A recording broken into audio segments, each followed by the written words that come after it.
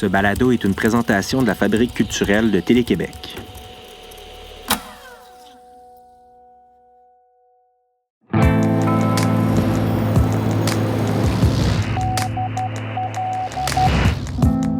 La poésie est claire comme un feu d'artifice. Elle ne veut pas chasser la nuit, mais au contraire, en tirer parti. Vous écoutez Signal nocturne.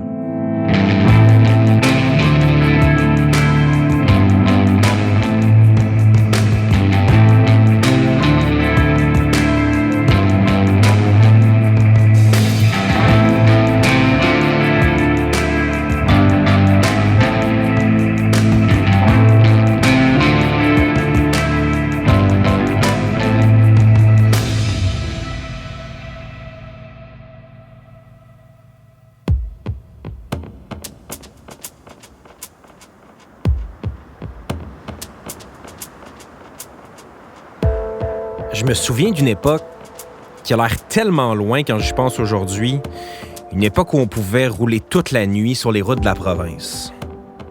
Au volant d'une vieille Accent ou sur le backseat d'une Econoline, les fenêtres baissées, les phares allumés, avec le soleil noyé bien creux dans le fond du fleuve. Je pense que c'est là que je voudrais me retrouver en ce moment si je n'étais pas dans un phare de l'Outaouais. Rouler à tombeau ouvert en descendant la 138 pour m'enfoncer dans le cœur de Baie-Saint-Paul, débarquer sur le bord du lac à Métabetchouan après avoir roulé trop longtemps dans le parc, me stationner entre un pick-up et une Westphalia à Lens-à-Beaufils. Suivre les lumières qui percent la nuit, mais surtout suivre le son des voix qui s'enterrent sur une terrasse, qui rebondissent sur les roches de Grande-Vallée. C'est ça qui me manque en ce moment.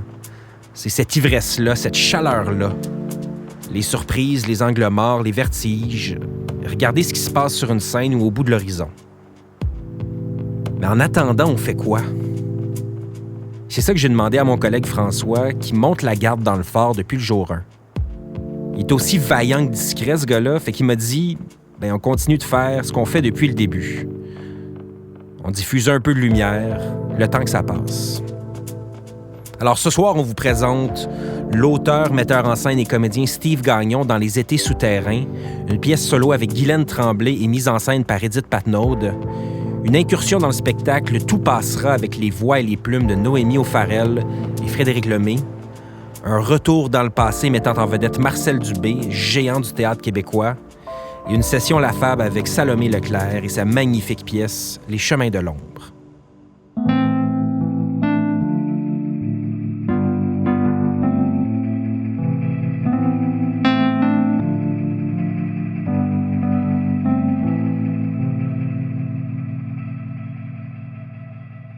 J'y ai pris goût dans l'épisode précédent avec Sarah Berthiaume. J'aime ça briser le silence de la nuit dans les maisons et les appartements des auteurs qui se prêtent au jeu de Signal nocturne. Ce soir, on va découvrir ce qui se passe chez Steve Gagnon. Salut! Hey, salut Steve, je sais que tu me parles en ce moment de ton appart à Montréal. Décris-moi comment ça se passe, les nuits de confinement chez toi. Les nuits sont, de façon générale, des cauchemars pour moi. C'est cauchemardesque. Moi, je dors quand le soleil commence à se lever, en général. Puis là, ces temps-ci, juste cette idée-là que tout est comme un peu ville fantôme, là, Ouais. l'idée que tout est un peu arrêté dehors, que moi, dans la vie, il n'y a rien qui me réconforte, qui me rassure plus que la vie qui continue. Là. Fait que c'est pour ça que je dors vraiment mieux quand le soleil se lève, c'est que je fais OK, ça y est, les gens recommencent à vivre. On est en fin de matin. Fait que d'entendre des autos, d'entendre des oiseaux, d'entendre du monde qui crie sur leur balcon, tout ça, moi, là, ça m'apaise. Là, puis là, d'un coup, je m'endors, là, puis je dors. Je me sens en sécurité. Pour les Étés souterrains, là, c'est la première fois... Je veux parler de Guylaine Tremblay quand même parce que Oui. c'est une grande parmi les grandes et c'est la première fois qu'elle va faire un solo au théâtre. C'est un grand saut, j'imagine, pour elle. Et c'est avec tes mots qu'elle va le faire. Comment tu as bâti cette relation de confiance avec elle? C'est drôle, hein, parce que je l'ai écrit sur mesure pour elle, mais c'est pas du tout ce qu'on a l'habitude de l'avoir joué. Fait que moi, au début, je me suis dit, OK, là, elle veut un défi, elle veut jouer un solo. Mais c'est Guylaine Tremblay.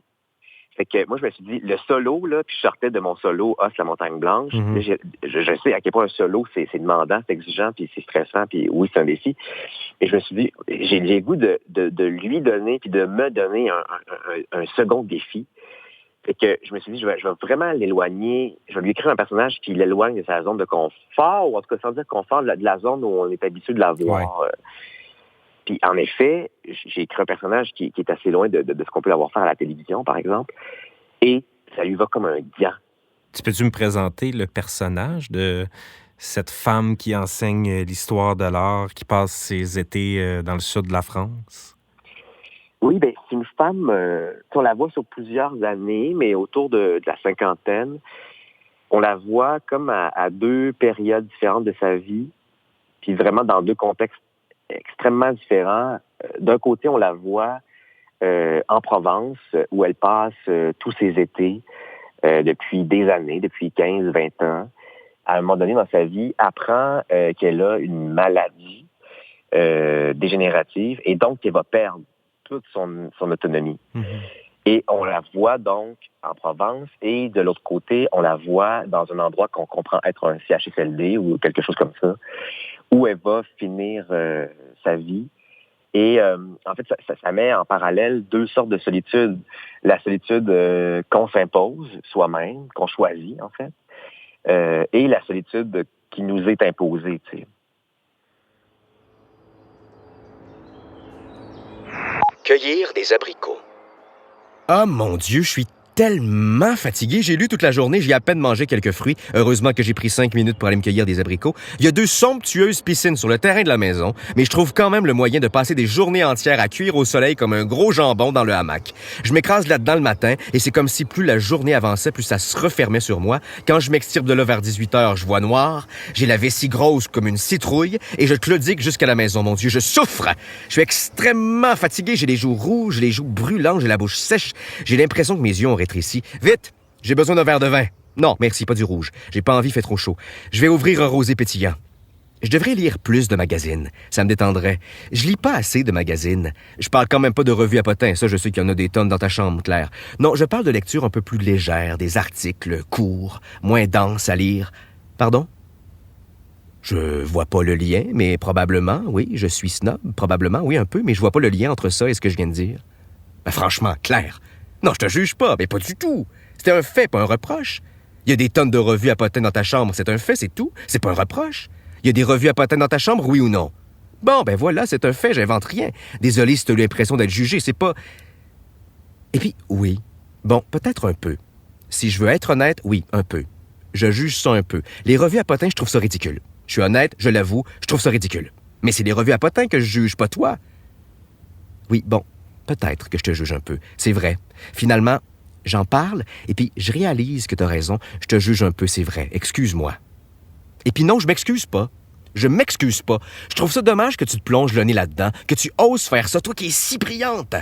Mais parce que c'est de la merde, Claire. C'est de la merde, 100% merde. C'est de la merde qui salit la vie des autres. C'est pas intéressant. Ça fait 20 ans qu'ils annoncent toutes les semaines que George Clooney est homosexuel. 20 ans. Premièrement, c'est qu'on a compris.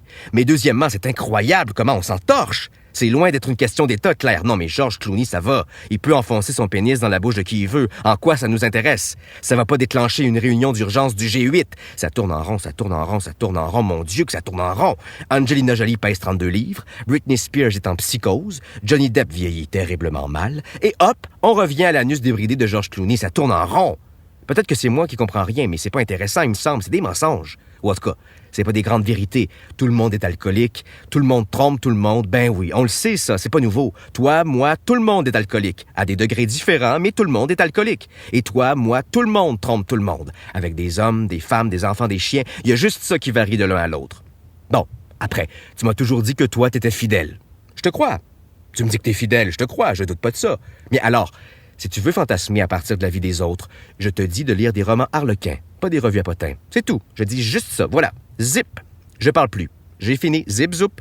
Tu vois, je suis pas si snob. Je te parle de romans harlequins. Même que ça, il y en a quelques-uns dans ma bibliothèque, je crois. Je suis pas snob, tu vois. Bon, j'ai fini. J'en parle plus. Je veux visiter le petit vignoble demain. Mes réserves sont à sec. Qui vient avec moi? Mon Dieu, je suis alcoolique.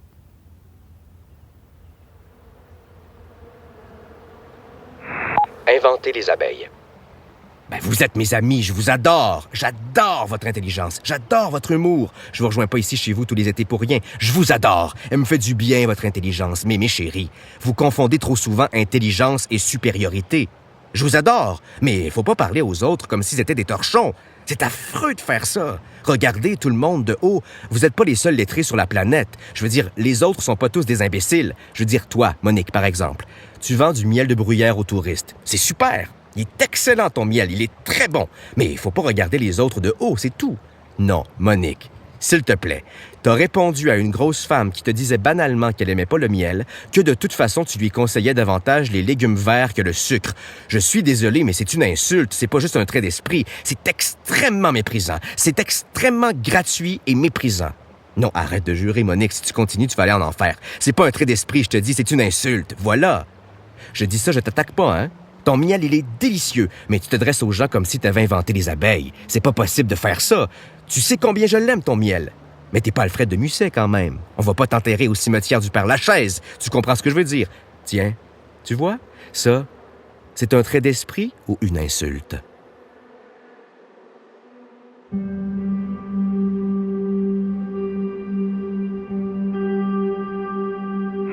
La permission de me chavirer. Charlotte, mon cœur, dans toute ma vie, tu es la seule à qui j'ai donné la permission de me chavirer. Tu m'as bousculé dans tous les sens. Je me suis fait du sang de toutes les couleurs pour toi. J'aurais pu tout abandonner pour garder mon nez sur ta tête tout le temps. L'odeur de ta tête. Ah là là. L'odeur de ta belle tête. Juste derrière, sur le dessus, à mi-chemin entre la nuque et le front. Me déposer là, toute la vie. Et toute la vie, répéter. Mon Dieu, c'est pas croyable. Charlotte, chaque fois que je t'ai dit « Va jouer ailleurs, maman veut être tranquille », je voulais dire « Donne-moi une chance de reprendre mon souffle un peu. Je ne m'en remets pas de toi. Je ne m'en remets pas de toi. Je ne m'en remets pas de toi. » L'architecture des cigales. Ça me choque et que ça me choque. Oui, je parle tout le temps. Je parle tout le temps et je parle fort. Ça fait pas de moi une hystérique. Ça fait pas de moi une névrosée. C'est un cliché. Je déteste ça. Mon Dieu que je déteste ça. Ça me choque que tu dises ça. C'est extrêmement méchant. Non, tu viens... Michel, je suis pas conne. Tu viens de dire... T'as pris tout le monde à partie pour dire que mon corps devait être constitué à 80% d'eau et à 20% de mouches. C'est ça? Ben, je suis pas conne. Je comprends que t'insinues qu'à force d'avoir la bouche ouverte à parler tout le temps, je finis par avaler des tas d'insectes. C'est ça la blague, non? Je suis pas conne, c'est ça la blague? Bon, voilà, c'est méchant. On bâtit avec la parole, mon chéri. On bâtit pas juste avec les mains. On bâtit surtout pas juste avec les mains. On bâtit avec la parole. Je fais pas juste parler, je construis. C'est pas du bruit, c'est de l'architecture, c'est de la charpenterie. Les cigales, elles construisent. Non, ris, ça me dérange pas. Les cigales, c'est pareil. Elles arrêtent pas. Les cigales, elles se taisent jamais. Et voilà, ça crée la Provence. Je veux dire, tu les enlèves. Les cigales, tu les enlèves d'ici. C'est plus du tout la Provence. Les cigales, elles changent le monde. Non, c'est pas exagéré. La parole, ça change le monde. Toi, assis là avec ton air faussement mystérieux qui dit presque jamais rien et puis qui fait taire tout le temps tout le monde, tu changes absolument rien. C'est pas un film de gangster ici. Ça sert à rien de jouer à Marlon Brando. On sait que t'es malheureux comme le diable parce que tu bandes plus depuis 7 ans à cause des antidépresseurs. T'impressionnes personne autour de la table. Bon. Pardon. Je m'emporte, pardon. Tout ça pour dire que les cigales, moi, elles me dérangent pas. Je les trouve pas insupportables du tout. Les cigales, moi, je les adore. Les cigales, elles se taisent jamais. Je les adore. Elles me font du bien avec leur bruit. Je me sens moins seul. Voilà, je me sens moins seul. Oh non, merde. Bon, je pleure. Pardon. Ça m'arrive une fois par année. À chaque fois, ça sort comme ça sans avertir. Pardon, je vais bien. C'est hygiénique. Non, Claire, tu arrêtes immédiatement. Je vais bien, merci. C'est pas émotif, c'est hygiénique. Je pleure par hygiène, là. Faut pas s'en faire, c'est normal que ça sorte de temps en temps. Sinon, l'eau se corrompt, mes glandes s'empoisonneraient. Bon. Allez. Je veux qu'on parle du Tour de France. Il commence quand, déjà? Je veux pas rater ça. Je déteste le vélo, mais les paysages sont magnifiques. Tes petits doigts. J'ai toujours tout fait très rapidement. J'ai toujours fait en sorte d'être la plus efficace possible. J'ai toujours voulu que tout aille très vite, que les choses avancent très vite.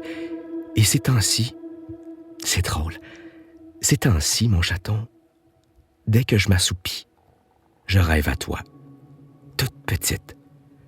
Je rêve à tes mains, pleines d'abricots. Tes mains collantes que je nettoie très lentement. Tes petits doigts neufs que je nettoie l'un après l'autre, très lentement. Tes petits doigts m'ont toujours fasciné, ému même. Oui, ils m'ont ému, tes petits doigts, et je les ai souvent pris en photo pour m'en rappeler toute ma vie. Mais je n'ai jamais pris le temps de les nettoyer lentement, l'un après l'autre. Et je ne regarde jamais les photos que j'ai prises de tes petits doigts. Tes petits doigts neufs. Mon Dieu. Ça a été la plus belle chose au monde. Et quand je ferme les yeux, et que je les revois là, recroquevillés dans la paume de ma main, pendant quelques secondes, je sens mon cœur battre jusque dans mon dos. Et même si on est averti d'avance, c'est toujours trop tard qu'on réalise combien les choses vont trop vite. Charlotte, 1000 fois je répète lentement ton nom, pour que 1000 fois ça répare les caresses que j'ai toujours remises à plus tard.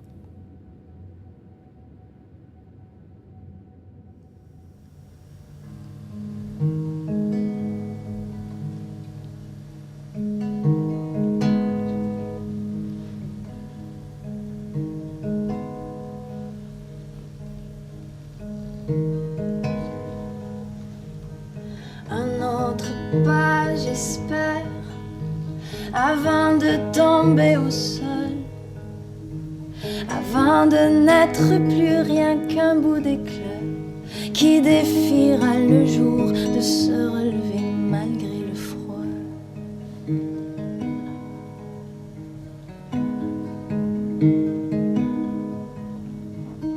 Un autre cri, j'espère, avant de perdre la voix, avant de n'avoir rien d'autre à écouter que l'ennui au fond de nous qui garde sa volonté.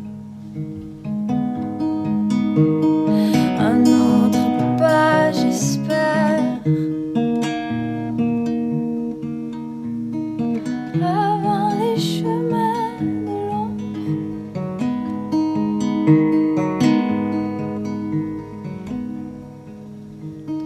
Un autre cri, j'espère,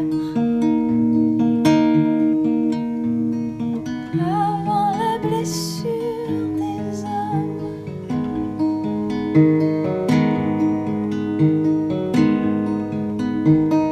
Un coup de chance, espère, lier l'arme et la paume, enterrer le bruit, abattre son écho, pour que la nuit gagne son obscurité par défaut. Un coup de chance, espère, paver les chemins de l'ombre. Un coup de chance, espère, soigner la blessure des hommes.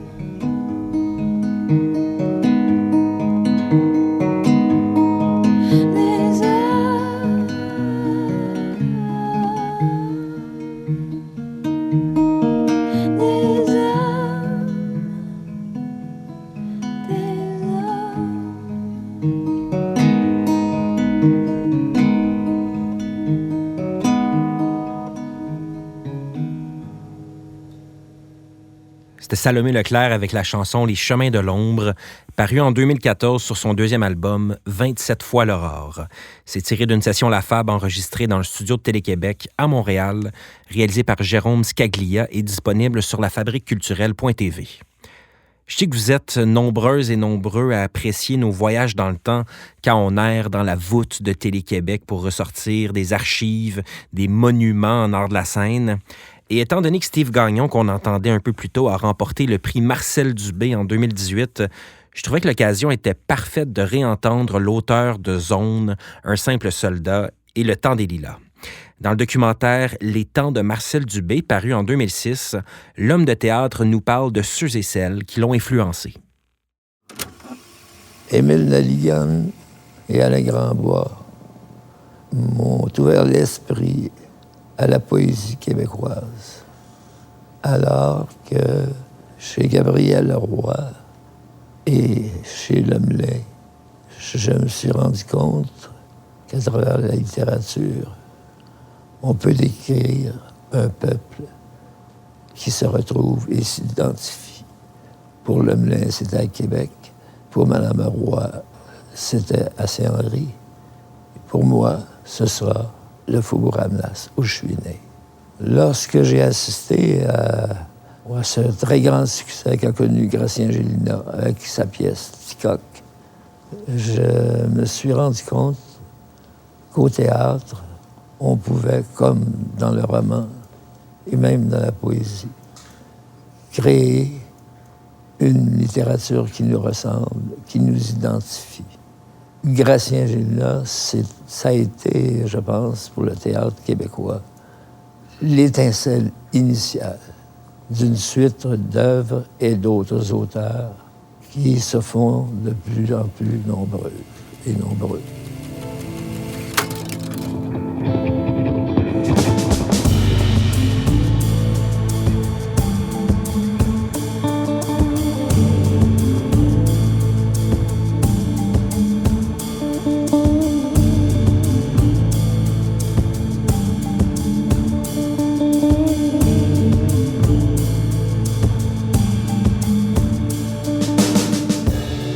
Plus de 50 ans après les années fastes de Marcel Dubé, il y a une toute nouvelle génération d'auteurs et autrices qui animent les théâtres québécois. Parmi eux, le trio formé de Frédéric Lemay, Alice Moreau et Noémie O'Farrell, qui a créé Tout passera. Dans Le Devoir, Christian Saint-Pierre a décrit le spectacle comme une mosaïque d'interrogations existentielles, une trop brève incursion dans les esprits en ébullition de trois attachants millénarios. On a donc demandé à deux de ces attachants millénarios de nous faire vivre cette quête de réponse dans le creux de notre oreille. C'est un extrait dans lequel vous remarquerez peut-être des passages de l'ouvrage L'énergie spirituelle de Henry Bergson et des clins d'œil à l'essai Homo Disparitus du journaliste américain Alan Wiseman.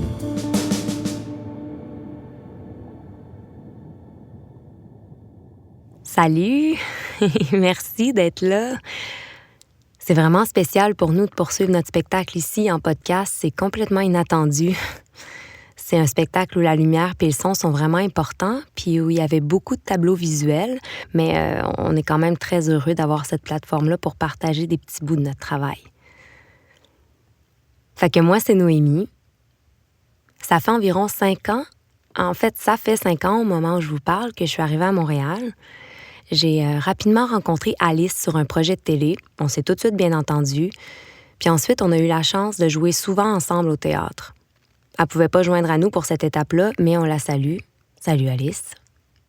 Ouais, puis Alice et moi, on s'est rencontrés à l'École nationale il y a environ 8 ans. C'est là que j'ai rencontré Noémie aussi quand on faisait nos auditions pour les écoles de théâtre. Elle est allée étudier à Québec. On s'est perdu de vue, on s'est retrouvés, puis on a même été ensemble 3 ans. Jusqu'à l'été dernier. Fait que c'est ça. C'est nous autres, c'est notre projet. La vie nous réunit constamment, les trois. Il y a quand même des gens comme ça autour de qui tu gravites naturellement. Puis à un moment donné, on était dans une fête chez notre amie Josiane. Salut Josie. On discutait, puis on s'est rendu compte qu'on avait beaucoup de questionnements existentiels similaires sur la vie, sur notre métier. On s'est dit, on devrait faire un projet ensemble, faire notre théâtre, comme se lancer, faire de quoi. Il y avait un appel de projet à Prospero, on a déposé, puis on a été retenus. Puis à partir de ce moment-là, on avait 1 an pour créer quelque chose. On s'est mis à construire ce spectacle-là d'une façon très instinctive. On a recueilli de l'information chez beaucoup d'auteurs, des philosophes, des historiens. On a fait plusieurs étapes de création. On a commencé à avoir des scènes, une structure, à tester des images. Puis le spectacle nous est doucement apparu de lui-même. On vous présente des extraits du résultat de notre année de recherche. On a appelé ça « Tout passera ». C'était important pour nous de se présenter. On a dû interrompre les représentations le 14 mars. On a eu la chance de jouer 2 semaines sur 3, c'est quand même bien.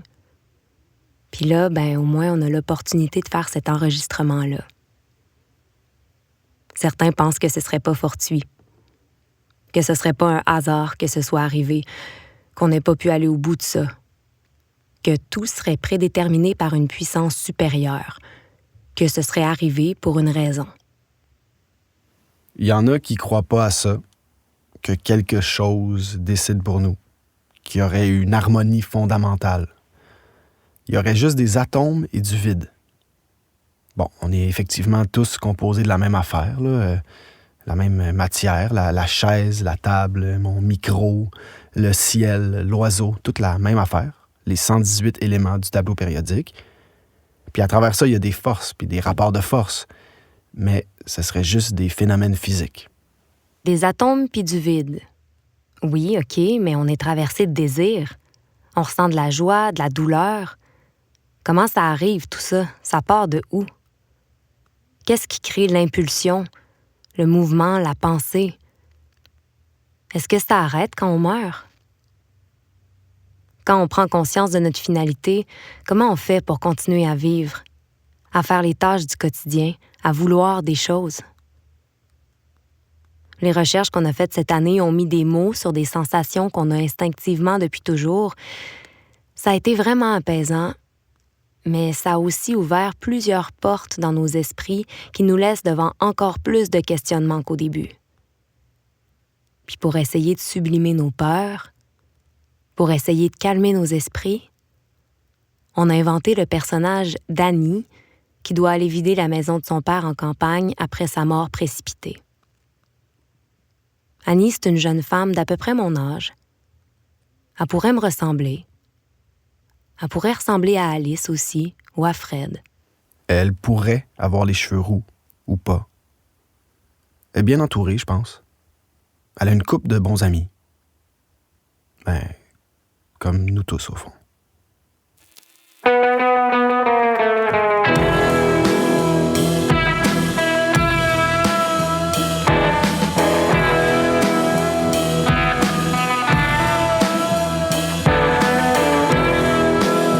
Spinoza, le grand philosophe précurseur des Lumières, parle du conatus.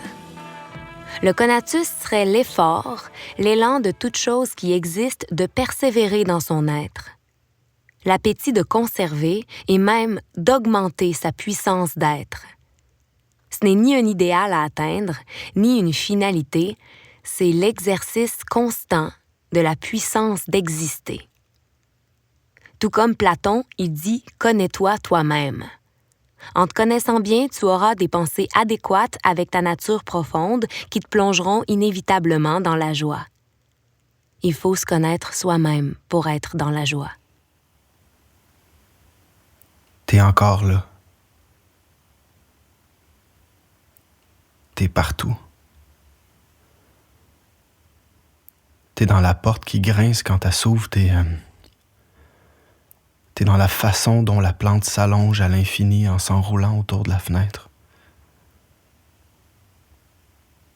Des fois, je te vois quand je fais l'épicerie. T'achètes toujours la même affaire. T'es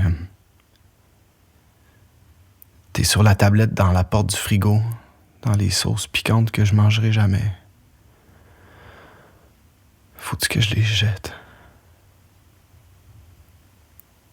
T'es dans les fleurs que tu m'as données puis que j'ai suspendues en dessous de la bibliothèque.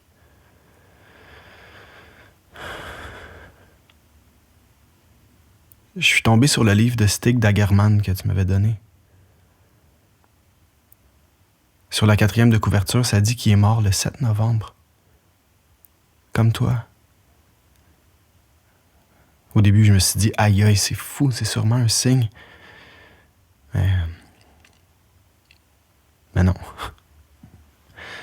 Mais non. Je veux dire, Chris, je veux plus... On n'a pas à s'étonner de tout le temps. Il n'y a pas de signe. C'est pas parce qu'on se rencontre puis qu'on découvre qu'on est en train de lire le même livre en même temps que c'est un signe. Il n'y a pas de... On est juste des algorithmes, OK? Tout ce qui arrive, là, nous, tout ça, les circonstances, c'est juste des phénomènes physiques. Des algorithmes qui se croisent puis qui se recroisent. Je sais pas exactement comment dire, mais ça arrive que ça produise des événements extraordinaires par hasard. Il y a genre des glitches, des répétitions fortuites, mais c'est des transferts d'énergie. C'est des mouvements d'atomes, du magnétisme. Arrêtez de me faire chier avec votre karma, vos chakras, vos affaires de terre-mère, puis d'esprit, puis de prière, puis votre âme. On n'a pas d'âme. Jésus n'a pas marché sur l'eau. On va pas s'attirer les bonnes grâces des dieux si on fait des petits récipients en bambou qu'on tresse comme des maniaques toute la journée, qu'on calisse des pétales de fleurs dedans puis qu'on fait brûler de l'encens.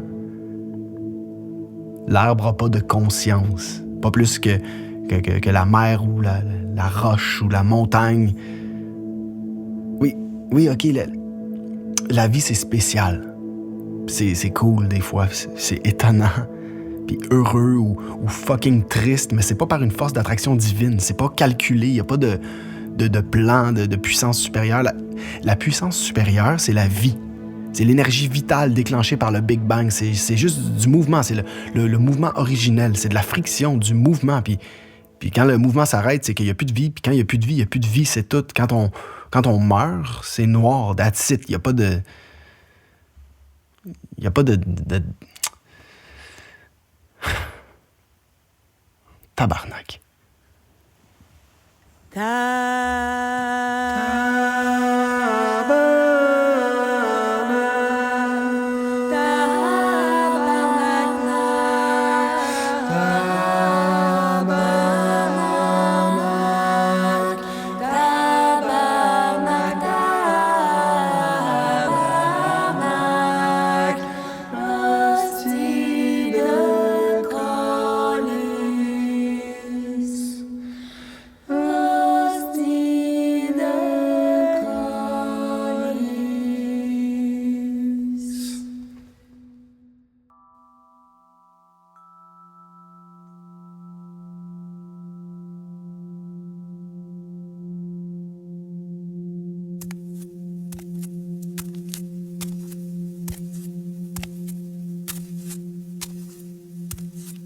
J'aime ça, m'imaginer être une femme il y a 100 000 ans qui déambule dans des sanctuaires inaltérés, des forêts à l'état primitif, puis ressentir l'impression de plénitude qui en émanait. Je souffre de ne connaître qu'une pâle copie du programme originel de la nature. Alors je me projette dans le temps. Je marche dans des forêts mystérieuses et embrumées, avec des frênes et des tilleuls qui culminent à 50 mètres de hauteur. J'hume l'air frais, imprégné des épaisses couches de mousse accumulées depuis des millénaires, qui évoquent les origines mêmes de la fertilité. Règne un silence hors du temps que vient briser le doux sifflement d'un oiseau ou la plainte d'un loup. Mais l'humain est partout. J'aime ça, m'imaginer qu'ils disparaissent, Ça me fait du bien de m'imaginer comment la nature se vengerait en s'attaquant à nos infrastructures, nos maisons. L'eau pénétrerait sous les bardeaux des toits. La moisissure commencerait à grignoter le bois et à s'immiscer autour des clous qui rouilleraient et serviraient plus à rien. Le bois humide, recouvert d'une couche verdâtre, s'effondrerait sous son propre poids. Les canalisations éclateraient avec le gel et le dégel, la pression des murs qui s'affaissent ferait éclater les fenêtres. En moins d'un siècle, les murs s'effondreraient et la toiture s'abattrait.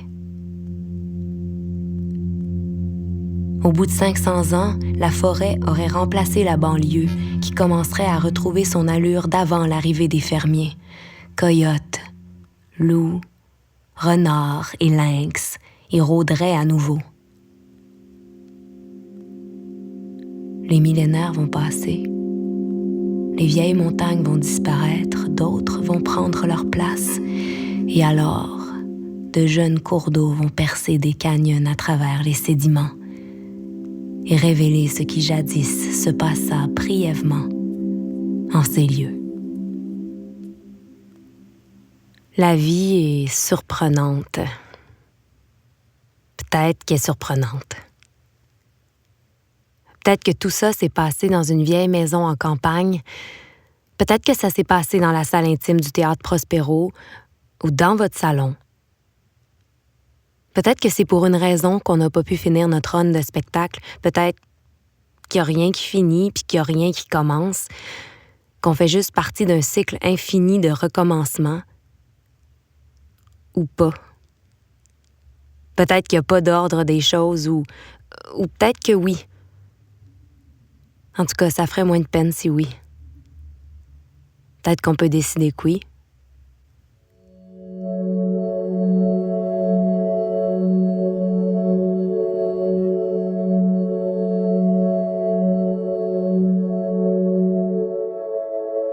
La physique moderne puis les grands courants spirituels nous donnent des raisons de croire que la matière, la vie, l'esprit font partie d'un univers qui possède un fondement.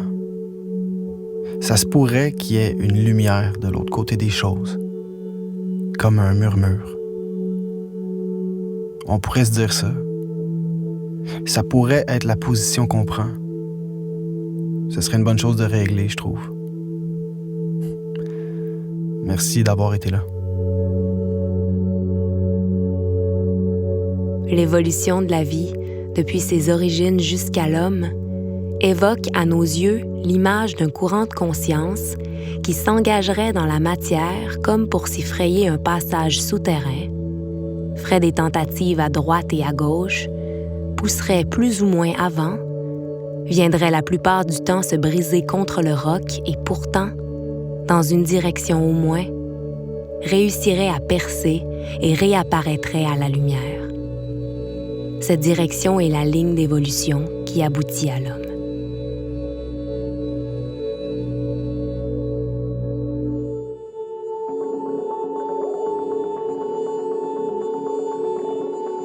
C'était Noémie O'Farrell et Frédéric Lemay dans un extrait adapté de Tout passera, un spectacle qu'ils ont créé avec Alice Moreau, avec des compositions musicales de David Rancourt et Antoine Rochette et le travail d'Ilia Gafouri sur l'extrait Tabarnak.